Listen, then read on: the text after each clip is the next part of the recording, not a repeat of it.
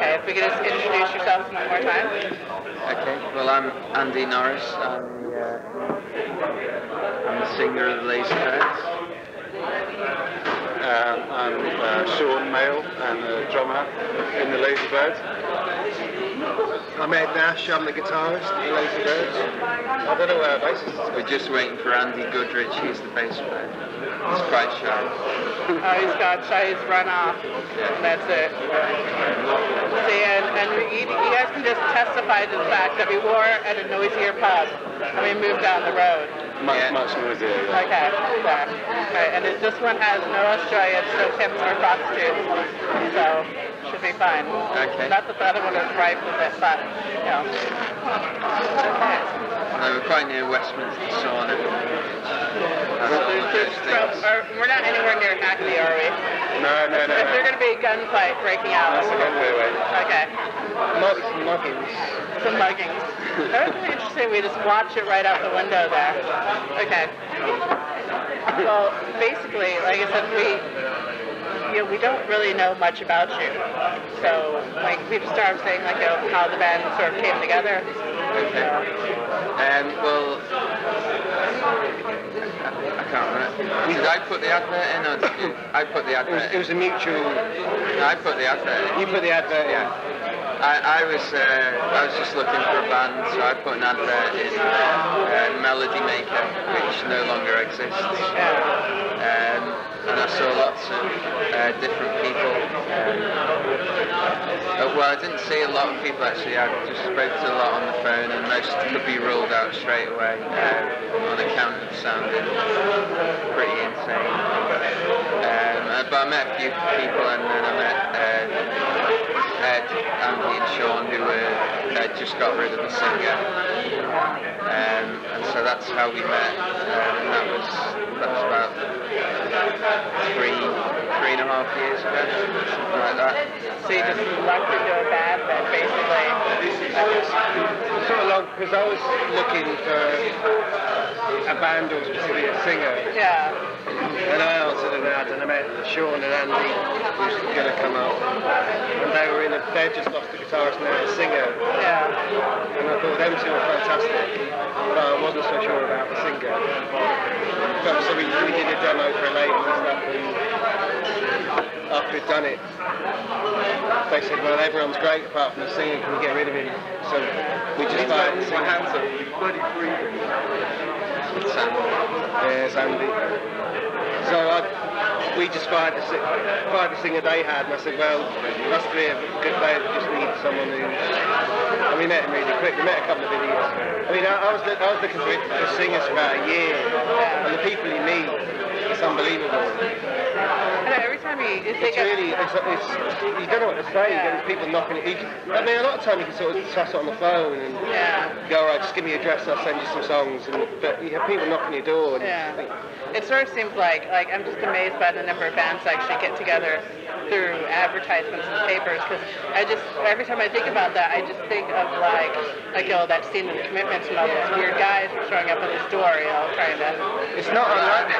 I'd already done the sort of thing with friends, and you do a band with friends, and that's just as complicated, and it's troublesome, so yeah, I know what you mean though. It's definitely, I mean, I had some very bizarre, I had a guy ringing me up from Germany asking me to sing on some German nursery rhymes, but I also had a phone call from a guy called Kim Foley, who rang me from New Orleans, and I had an amazing conversation with him, and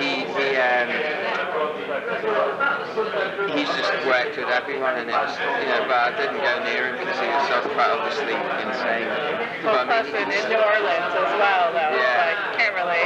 But no, he was looking to manage a band because he started out with like Phil Spector, and he's worked with just anyone you want to name. He's worked with them, and so there was the odd good conversation, but mostly nothing matters. Madness. There's a lot of them who just think their vocation is music. Yeah. And we turn up and say, all right, well, sing.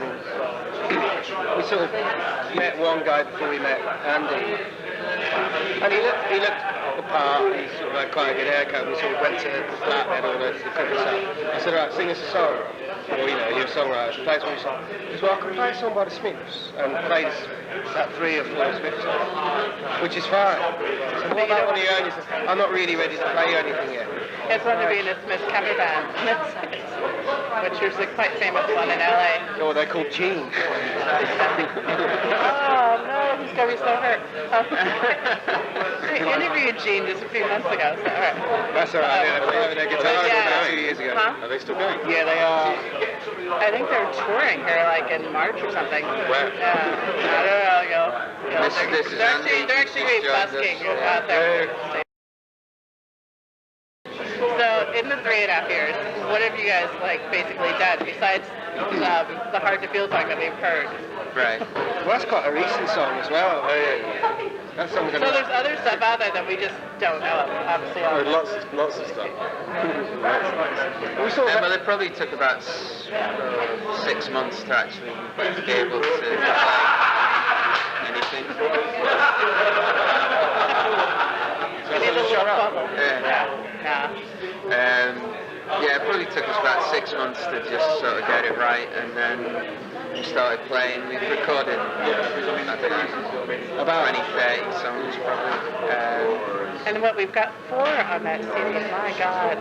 Yeah, we only deal in the recent stuff. I think we've kind of cut out quite a lot of stuff. Did you get sort of embarrassed by the earlier stuff? Thinking, what were we thinking? Not at all. You can have that as well if you really want it. But we just get more. He wants everything. Everything. We get more excited by the later stuff. Can you say, Andrew? No, definitely. I mean, yeah. Sort of, it's the same as everything. It's like an evolutionary sort of process. So you definitely get, you get new tracks coming through. You're more excited about them. You record them. So when you start out, you kind of spend more time practicing and doing gigs and stuff. And then sort of further on, you start recording stuff. And then when you get the new songs, you record them more frequently. And they're the ones that you sort of get really like, oh yeah, we've got to get these out. We've got to get them out. Look what we just did. But also we're better at recording now as well. Yeah. So, we've said this many times. I think some of the earlier songs, if they came along right now and were new, they'd be just, some of them would be just as good. Not all of them, but some of them. But it's just we're also a lot better at recording now. Like, I think we've given you a track, Judas is Alright. We did that last Saturday. And we went in and it took us 4 hours, recorded it, mixed it. I was very, very ill at the time as well. So lots of sympathy. You carried on, you did it. So good. But yeah, we've done lots of gigs. We've played everywhere in London, played outside London. We've played probably from sort of to maybe 8 people to we've done the Shepherd's Bush Empire to a couple of thousand people supporting bands. So gig-wise, we're very good live. Very good. So even if there are just 8 people, you've just captivated them. I think that's the secret. We played in May at a place called the Borderline, and that was a really good gig, and there was quite a lot of people there. And then we just sort of asked to do it quite at the last minute. We'd already booked a gig at the place called the Morphed, King's Cross, and we started playing. We were on early and everyone was late. And we just, actually the first song we did that night was probably the best one we did, and everyone was still milling in. Well, no, that's sort of, if you're going to go, there's 2 people here, we're not going to play, or play very well, it'll be light-hearted about it. So play like so you play like in a packed house every night, like regardless. I think that's the way to get people into it. I think you want to impress each other as well as everyone else, so it doesn't really matter how many people. It's a way to practice your rock star moves before. You're gonna need some rock star moves if you come to LA. Do we do rock star moves, really? Have I got to do that? Keep the park on, keep the hood up, and just, even though you're sweating on stage, you just keep it on. I thought rock star moves would treat your audience with lots of contempt. Yeah. Well, our DJ travels everywhere with us. You have a DJ? Yeah, he travels everywhere with us. Now, well, he's also our tour manager, stroke bouncer. 60 slow, not the new hip hop soul that I heard. He does a bit of both. He does both? Yeah. He plays some good shit. Interesting. And also he's probably... Is Nick hard? Oh yeah. He can hold his own. Tattoo. Yeah, he'd protect us. It's not like a tattoo. Actually, he's Sweetie got Bird, skinhead is as it? well, actually. Our DJ's a skinhead. No, I think it's an eagle. Is it an eagle? It is an It's eagle. an eagle. But it does look like fascist. But he's not a fascist in any way. You're gonna get such a thing. Anyway, I hope you haven't got 20 questions because that one took about 15 minutes. Oh, no. I'm not sure we answered it actually. No, it was good. You told us what you're doing. You've been recording. You've been playing. Have you played outside of England? No, Not yet. no, but we really want it. You really, really want to? Yeah. You really want to go to LA and play instead? No, we just want to go to LA. You just No, we want to wanna go go to LA to and spread the Actually, you word. know, we could probably arrange a night with a bunch of other bands as well for you guys. So, you know, play a nice little place in LA, you know, get you in the Troubadour. Yeah, no, Go, we definitely go. Yeah, we get you on the same stage all these other bands have played that no one's come to see. Like there's a little venue in LA that some really good bands play, but like people just forget. Like the Manic Street Preachers came to play in the Troubadour. It wasn't sold out. Did anybody shoot? Huh? Did anybody shoot in the face? No one's. Hey, be nice. I like them. But like it's a venue that holds like 300 people, and they couldn't sell it out. So. What's the last show you went to? That wasn't your.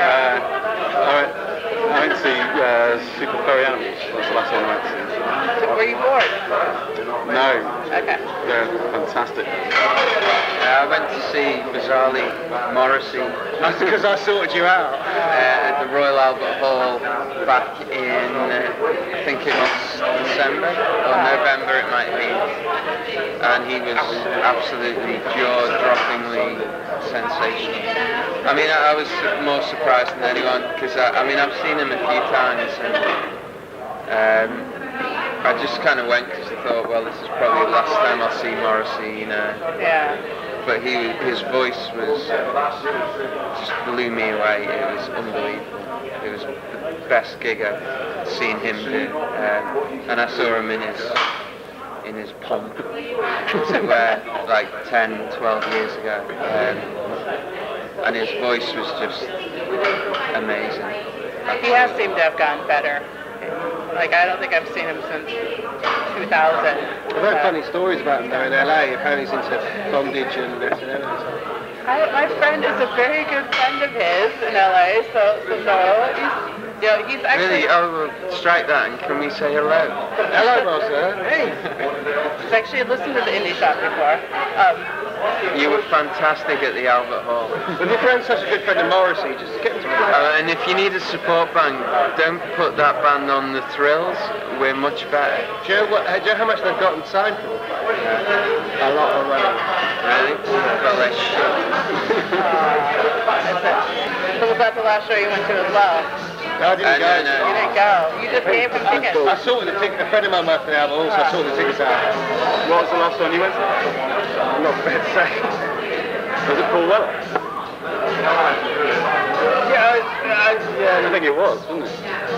no, I've seen. Yeah, it was Paul Weller and It was Paul Weller. Yeah, okay, it was Paul Weller. Right. No, because it was free in. I think the last gig I went to was B. David Bowie. Actually, no, that's the last gig I went to, which was B 2002. Yeah.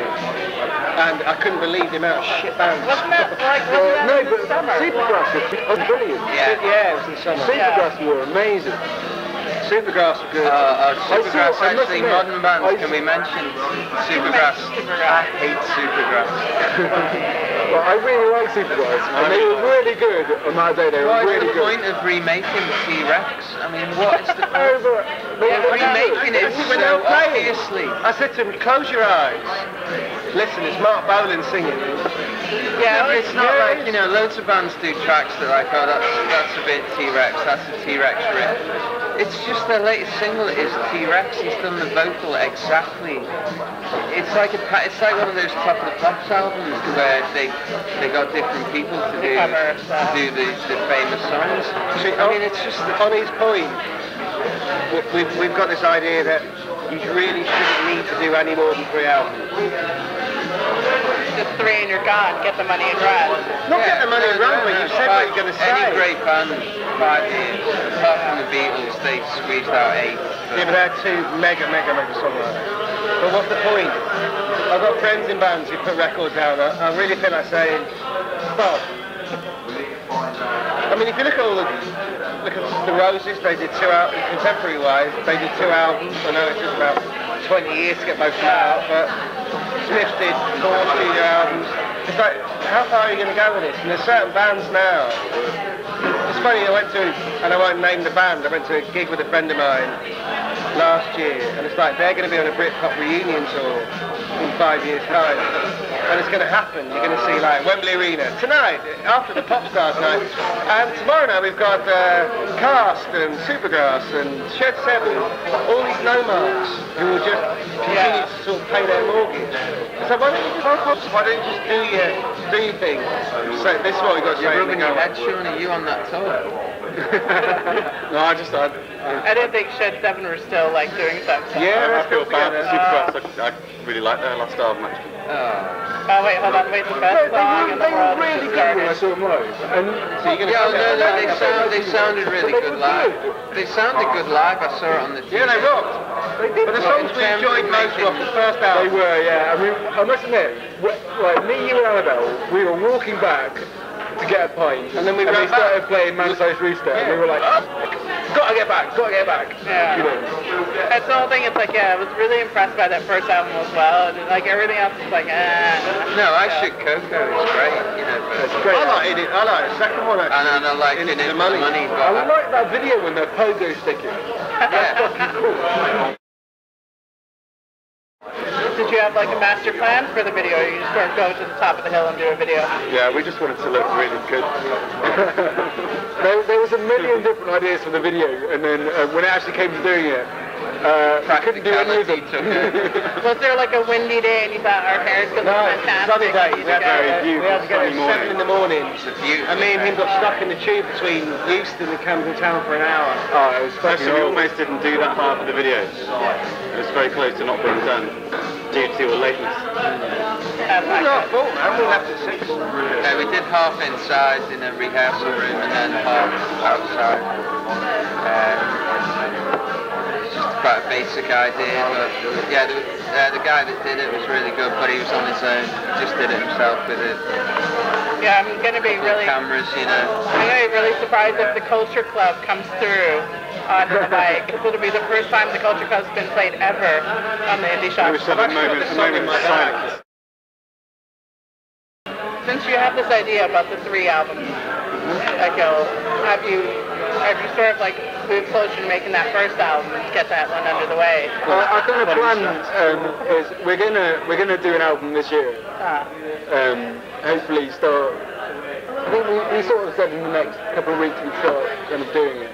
But I think we've done the first track and then... We've got enough songs to do it. Yeah, within the next, I think it'll be ready by, well, it'll be recorded by March, but then we have to do something with it, so, but yeah, by March we'll have the first album.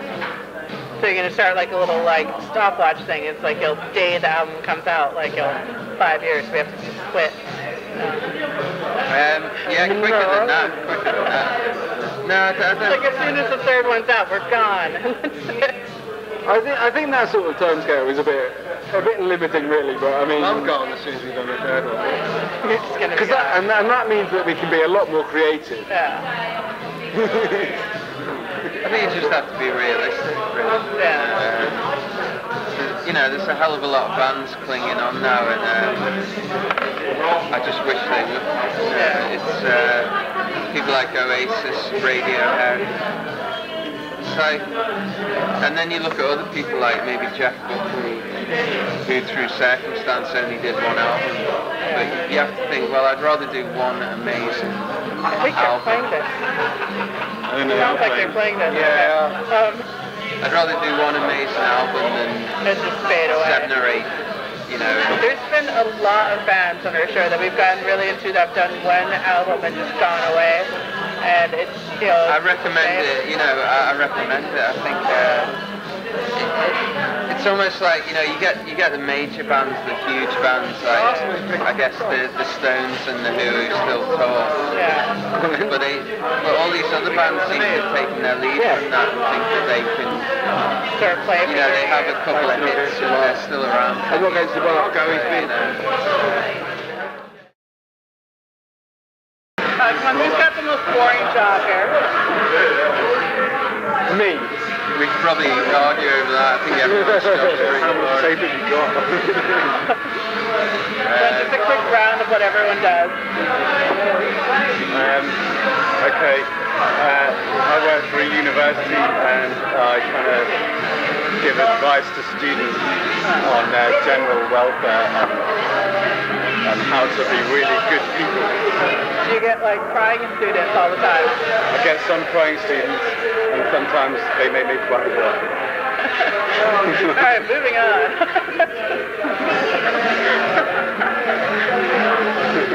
What do you do? I work for a PR marketing company. I sold my soul. I was gonna say, you can find a job very easily in LA. Alright. Tons of them. I actually work for Virgin. You work for Virgin? Yeah. Oh no, not the crazy store in town, do you? No. I work at the head office or whatever.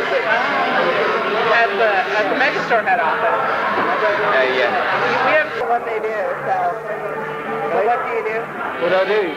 during the day? I make love to my girlfriend strenuously. But does she pay you for that? Yes, she does. She pays me with love. Actually, I'd like to change my job as well. I make love to Ed's girlfriend strenuously as well. They all do. So do I. You know, if you print that, I'm going to get done. I know. I made love to Ed. Well, unless she stays up like at 2 a.m. and listens in, she probably... And he's really good. What do I do during the day? There's just a lot of love going on. What do you want to do? Do you want the band to be like, do you sort of envision yourself on like Top of the Pops or playing Wembley or... I really want to be on top of the pops. Or do you just want like, just have it enough so that people actually hear the music? Will you just be happy with that? I'd want to sell a lot of records. Not just because like, oh great, I'll pay for a house or but if you do something you really love and you really care about, you want a lot of money people to hear about it. It's funny that in England there's been a bit of a shift really.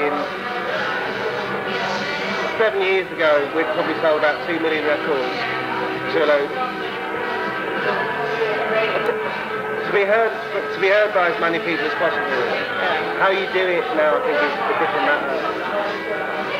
But that's the plan. I don't really want to be a cult band. I mean, that'd be nice. I mean, it'd be nice to be heard by people, but to be a cult band is kind of like... I don't know, it's a difficult question. I mean, I think number one, you have to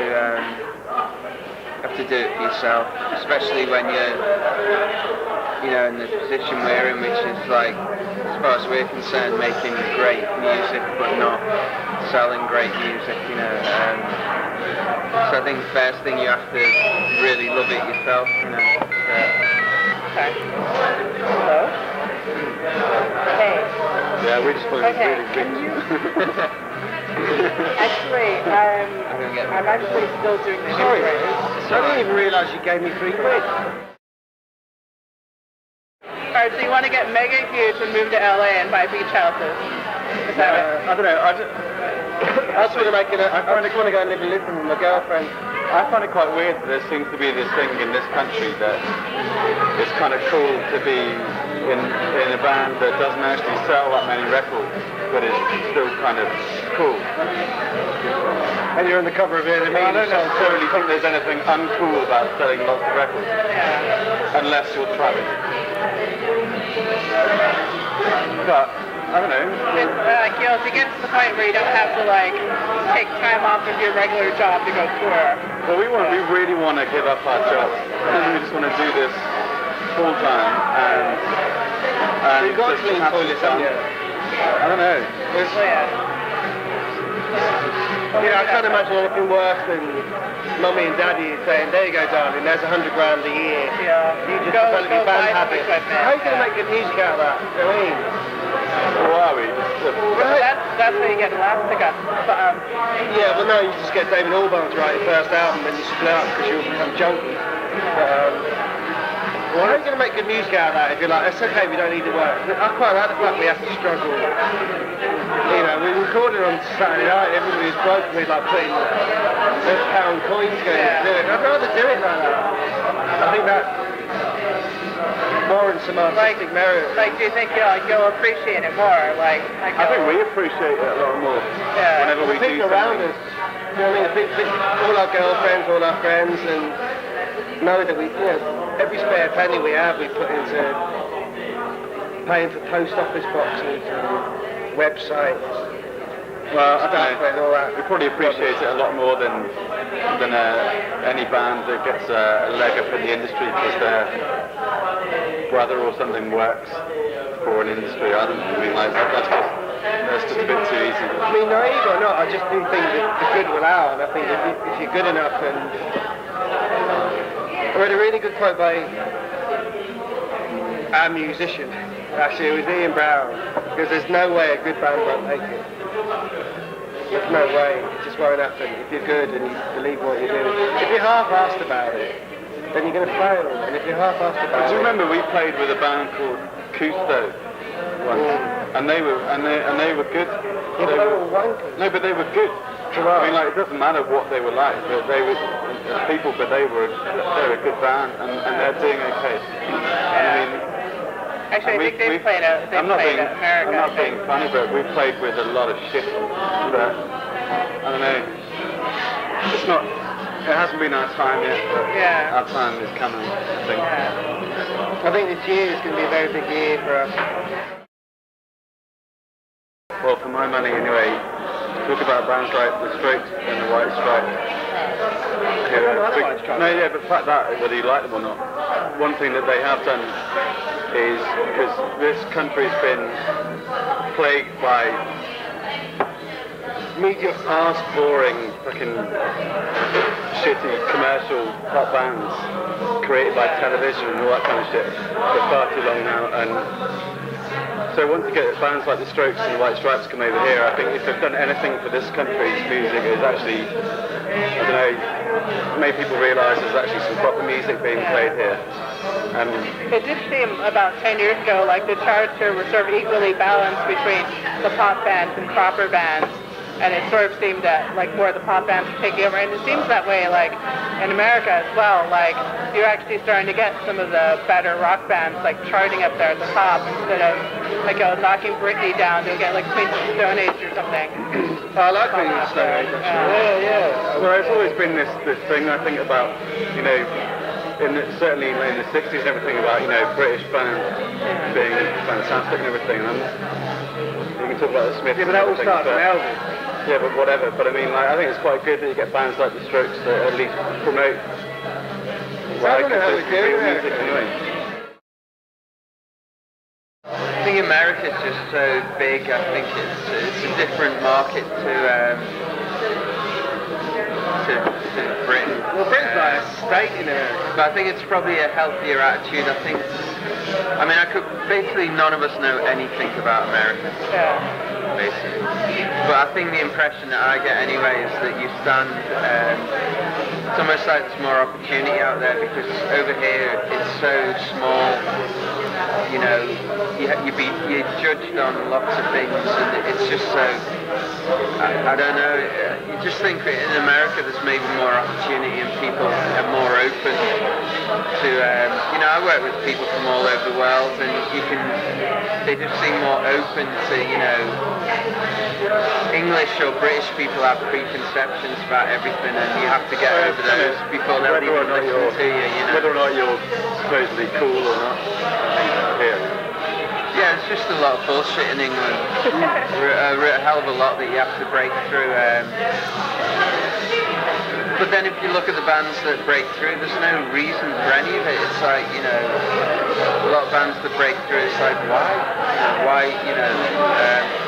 America just seems to have more opportunities. I think people seem more willing to just listen rather than say, okay, where are you from? Who are you? You know. Sort of follow on that point. Say if you play London, love, which we all live in London. If London don't like you, you're fucked. Basically. But you could go to America and LA would love you, and New York would hate you, San Francisco would be okay about you, and you'd be pretty popular. Do you know what I mean? Whereas here, London hates you. You're just like, oh, yeah. All right, so I think we're done here, and thank you for your time. Well, there you go, Charles.